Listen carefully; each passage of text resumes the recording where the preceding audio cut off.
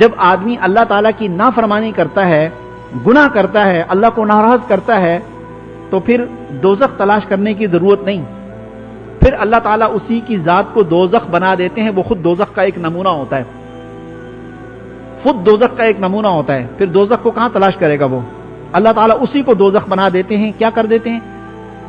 دوزخی جب دوزخ میں چلے جائیں گے تو ان کا مزاج قرآن پاک میں ارشاد فرمایا اللہ نے، لا یموت فیہا ولا یحیا، جہنمی جہنم میں جب پہنچیں گے تو وہ مرنا چاہیں گے مر نہیں سکیں گے، جینا چاہیں گے جی نہیں سکیں گے، زندگی اور موت کی کشمکش میں رہیں گے، نہ زندگی کا مزہ اور نہ مرنا چاہیں گے تو مر نہیں سکیں گے۔ تو جو اللہ کو ناراض کرتا ہے تو اللہ تعالیٰ اس دنیا کے اندر اس کو ایسا ہی کر دیتے ہیں، لا یموت فیہا ولا یحیا، نہ وہ مرتا ہے نہ وہ جیتا ہے، ایسا زندگی سے بیزار ہوتا ہے، جینا چاہتا ہے تو جی نہیں سکتا، مرنا چاہتا ہے تو اب خودکشی کرے گا تو حرام موت مرے گا، خودکشی نہیں کرتا تو زندگی سے بیزار ہو جاتا ہے۔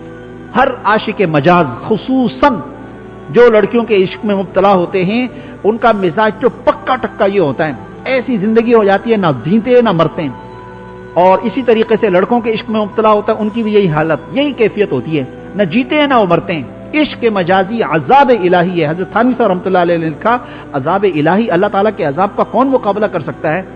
اللہ تعالیٰ جس سے ناراض ہوتے ہیں تو بس یہ اللہ تعالیٰ ان کو لڑکوں کے عشق میں مبتلا کر دیتے ہیں، بس وہ اسی بے چکروں میں رہتا ہے، اللہ تعالیٰ کی محبت سے دور ہو جاتا ہے وہ شخص۔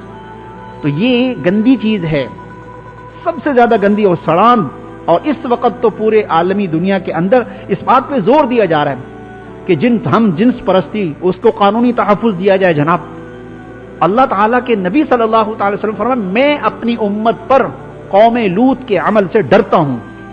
آج اسی قوم لوط کے عمل کو باقاعدہ قانونی حیثیت دی جا رہی ہے، قانونی تحفظ فراہم کیا جا رہا ہے۔ یہ کیا ہے؟ کہ قرب قیامت کی نشانی ہے میرے بھائیوں۔ کون شخص یہ چاہتا ہے؟ کوئی بے غیرت سے بے غیرت باپ بھی یہ چاہے گا کہ اس کے بچے کے ساتھ کوئی ایسی زیادتی ہو یا کوئی ایسا کام ہو؟ کتنا بھی بے غیرت ہوگا وہ اس کی جان لے لے گا۔ اتنا گندا عمل ہے، اللہ تعالیٰ کو اتنا غصہ آیا اس گندے عمل پر کہ اللہ تعالیٰ نے پوری زمین کو کاٹ کے آسمان پہ اٹھا دیا، فرشتوں سے زمین کٹوائی، 5 لاکھ کی بستیاں، لاکھ کی بستیاں فرشتوں نے اٹھائی اور آسمان تک لے کر گئے۔ کتابوں میں لکھا ہے کہ اس بستی کے گدھوں کی اور مرغوں کی اور کتوں کی آواز آسمان پہ فرشتوں نے سنی، اتنا اونچا لے گئے۔ وَجَعَلْنَا عَالِيَهَا سَافِلَهَا، اللہ تعالیٰ فرماتے ہم نے اس کا اوپر کا حصہ الٹ دیا، یوں کر دیا، اوپر سے اللہ نے گرایا۔ چوتھی منزل سے کوئی گرتا ہے تو مر جاتا ہے، ہڈیاں ٹوٹ جاتی ہیں اس کی، آسمان سے جو گرے گا اس کا کیا بچے گا؟ اسی پر بس نہیں کی اللہ پاک نے، وَأَمْطَرْنَا عَلَيْهِمْ حِجَارَةً مِّن سِجِّيلٍ، اللہ تعالیٰ فرماتے ہم نے آسمان سے ان ظالموں کے لیے پتھروں کی بارش کی، اور وہ پتھر ایسے نہیں تھے، عجیب اللہ کا نظام تھا، اس پتھر پہ ظالم کا نام لکھا تھا، وہ پتھر اسی ظالم کو لگتا تھا، دوسرے کو لگتا ہی نہیں تھا۔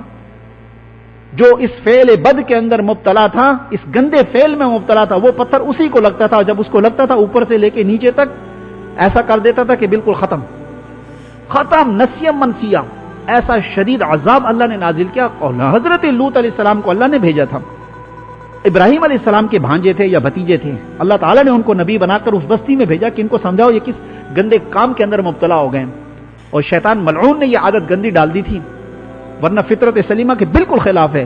اللہ کے نبی صلی اللہ تعالی وسلم جب صحابہ اکرام کے ساتھ، یہ اردن کے اندر یہ واقعہ ہے، بحر میت کے نام سے آج بھی وہ جگہ موجود ہے، نبی علیہ السلام جب وہاں سے گزرے صحابہ اکرام سے کہا دوڑاؤ اپنے اونٹوں کو، بگاؤ یہاں سے سواریوں کو، یہ اللہ تعالیٰ، یہ وہ جگہ ہے کہ جہاں اللہ نے عذاب نازل کیا، نکلو یہاں سے، جلدی نکلو۔ آج ان جگہوں کو کیا کہتے ہیں؟ تفریح گاہیں بنائے ہوئے، جی جناب لوگ جاتے ہیں تفریح کرتے ہیں، جناب ان کو دیکھتے ہیں، بڑے معائنے کرتے ہیں اور وہاں کھڑے رہتے ہیں، ایسی جگہوں پہ کھڑا ہونا بھی جائز نہیں ہے، بس وہاں سے بھاگے انسان۔ اللہ، یہ معذب جگہ ہے جہاں اللہ تعالیٰ کا عذاب نازل ہوا۔ بحر میت آج بھی ہے، اس بحر میت کے اندر، اس سمندر کے اندر کوئی جانور جی بھی نہیں سکتا، ایک لمحے کے لیے کوئی نہیں جی سکتا، مر جاتا ہے، اتنا بدبودار اور اتنا تعفن والا وہ پانی ہے، وہ جگہ اتنی خطرناک ہے۔ بغایا وہاں سے صحابہ اکرام کو، جلدی جلدی جلدی جلدی نکلو یہاں سے، کیوں؟ یہ وہ جگہ ہے، فرمایا کہ یہاں سے نکلو۔ ایسا گندا کام، اللہ تعالیٰ ایسے ناراض ہوئے اور آسمان سے یہ عذاب نازل ہوا، اور آج اس کے بارے میں جناب وہ فضائل بیان کیے جا رہے ہیں، اور اس کے بارے میں جو ہے یہ کہا جا رہا ہے کہ اس سے یہ ہو تو فلاں فلاں، عجیب فضول کی حرکتیں میرے بھائیوں۔ امت مسلمہ کو تباہ کیا جا رہا ہے، برباد کیا جا رہا ہے، نئی نسل کو برباد کیا جا رہا ہے میڈیا کے ذریعے سے میرے بھائیوں۔ میڈیا کے ذریعے سے ہم تو میڈیا کے غلام بنے ہوئے، میڈیا پہ جو چیز دیکھی بس ٹھیک ہے یہ ٹھیک ہے مولویوں کی بات ہے جی، اس سے کیا فرق پڑتا ہے؟ افغانستان کا جو جہاد طالبان کو جو شروع ہوا تھا کیوں ہوا تھا؟ آپ ذرا اس تاریخ کو اٹھا کر دیکھو، جب وہاں افغانستان کے اندر یہ جہاد کی تیاریاں شروع ہوئی تھی وہاں کیا ایسی بات پیش آئی تھی؟ وہاں یہی بات پیش آئی تھی، لڑکے کے ساتھ شادی ہو رہی ہے اور باقاعدہ اس کا جو ہے نا وہ ہوا، بڑا پروگرام ہوا، سب کچھ ہوا۔ جب اتنے دھڑلے سے گناہ کبیرہ ہونے لگا، پھر اللہ تعالیٰ کے نبی صلی اللہ تعالی وسلم ایک خواب میں آئے ایک طالب علم کے اور کہا کہ ان لوگوں کے خلاف کچھ قدم اٹھاؤ نا۔ اتنی نافرمانی اللہ تعالیٰ کی علل اعلان دھڑلے سے، اور باقاعدہ عوام کو بلا رکھا اس نے، وہ بڑا ناچ گانا کیا اور سب کچھ کیا۔ پھر وہاں سے جو طالبان کا جہاد شروع ہوا اور پھر آگے سلسلہ چلتا رہا۔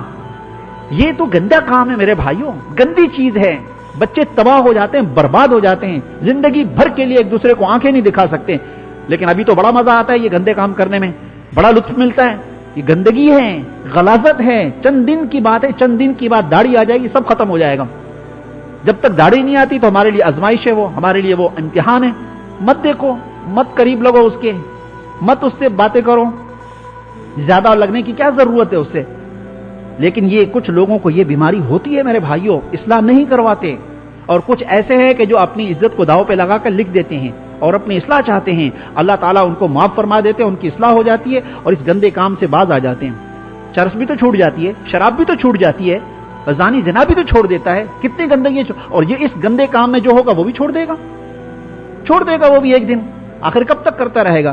بوڑھا ہو کے اگر چھوڑے گا تو پھر کیا چھوڑا اس نے؟ بوڑھا ہو کے تو یہودی اور عیسائی بھی گناہ چھوڑ دیتا ہے، وہ بھی نہیں کر سکتا زنا، وہ بھی کچھ نہیں کر سکتا، تو اس نے بھی چھوڑا، ہم نے بھی چھوڑا، تو فرق کیا ہوا؟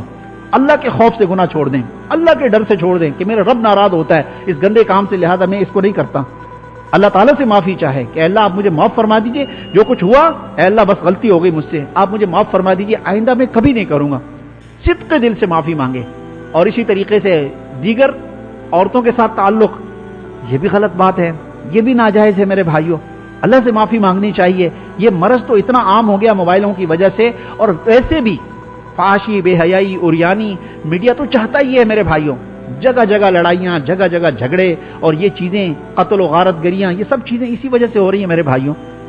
اگر ہم اپنی ماں، بہن، بہو، بیٹی کا عزت کا تحفظ کریں اور ان کو پردے کے اندر رکھیں، جیسے قرآن نے کہا وَقَرْنَ فِي بُيُوتِكُنَّ وَلَا تَبَرَّجْنَ تَبَرُّجَ الْجَاهِلِيَّةِ الْأُولَى، وَقَرْنَ، قرار پکڑو، اپنے گھر کے اندر ٹھہری رہو، مت نکلو، ضرورت ہے، منع نہیں ہے، جاؤ ڈاکٹر کے پاس جانا ہے، آپ کو بیماری ہے لے جاؤ ڈاکٹر کے پاس، اس کو کسی کے ہاں کوئی میت ہو گئی ہے وہاں جانا ہے، چلی جاؤ، کوئی مسئلہ نہیں ہے، کہیں کوئی اپنے عزیز رشتہ دار کے پاس لیکن ہر وقت بناؤ سنگار مارکیٹ، 24 گھنٹے کا دن رات ہے، 24 گھنٹے میں 10 گھنٹے مارکیٹ میں مالوں میں گھوم رہی ہیں، ہالوں میں گھوم رہی ہیں، 24 گھنٹے بس اسی کام میں لگی ہوئی ہیں، یہ تو پھر اللہ تعالیٰ کو کیا جواب دیں گی؟ پھر خود ہی سوچ لیں۔ آپ کا بناؤ سنگار اپنے شوہر کے لیے جائز، بلکہ مستحسن، بلکہ حکم یہی ہے، باقی دیگر کے لیے کوئی حکم نہیں ہے۔ خوشبو لگا کے باہر نکلنے والی عورت کے لیے کتنی زبردست وعید ہے، اپنے میاں کے لیے لگا خوشبو لگانی ہے تو خوشبو لگا کے تجھے مارکیٹوں میں جانے کی کیا ضرورت ہے؟ وہاں تو لگانی نہیں چاہیے، ہالوں میں جانے کے لیے تو سارا کچھ ہے، لیکن یہاں کچھ بھی نہیں۔ یہ اصلاح کی باتیں جب کی جاتی ہیں تو عورتیں ہنستی ہیں، دانت پھاڑتی ہیں، ایک دوسرے کو دیکھتی ہیں کہ یہ پتہ نہیں کیا عجیب بات ہو رہی ہے، اصلاح کی بات ہو رہی ہے۔ یہ بہشتی زیور حصہ نمبر 7 پڑھیں تب پتہ چلے گا۔ اور ہمارے دوست بھی بعض ایسے بس عجیب و غریب دوست ہیں، کیا کہیں، اصلاح کی باتوں کے لیے عجیب و غریب سوال جواب ان کے ہوتے ہیں، لیکن وہ بھی بہشتی زیور حصہ نمبر 7 میاں سے نباہ کا طریقہ پڑھیں، اور شوہر کے حقوق، بیوی کے حقوق آپ مطالعہ کریں، ہم مطالعہ کریں، پتہ چل جائے گا کہ کس گناہ کے اندر ہم مبتلا ہیں، کیا نہیں کر رہے، کیا کرنا چاہیے ہمیں سب پتہ چل جائے گا۔ روح کی بیماریاں، ان کا علاج، حضرت والا کا اتنا موٹا رسالہ ہے، جہاں اتنے پیسے ہم دوسری جگہوں میں خرچ کرتے ہیں تو یہاں ایک خرچ کر کے کتاب لے کے اس کا مطالعہ کریں، 10 ورقے روزانہ پڑھیں، دیکھیں کیا تبدیلی آتی ہے۔ یہ بزرگوں کی کتابیں پڑھنے سے، ان کے واقعات سننے سے اور مجالس میں آنے کی برکت سے ایمان گرم رہتا ہے میرے بھائیوں، ایمان کے اندر تازگی رہتی ہے، ایمان کے اندر پختگی رہتی ہے، عمل کا جذبہ پیدا ہوتا ہے، گناہ چھوڑنے کا ارادہ پیدا ہوتا ہے، اور عمل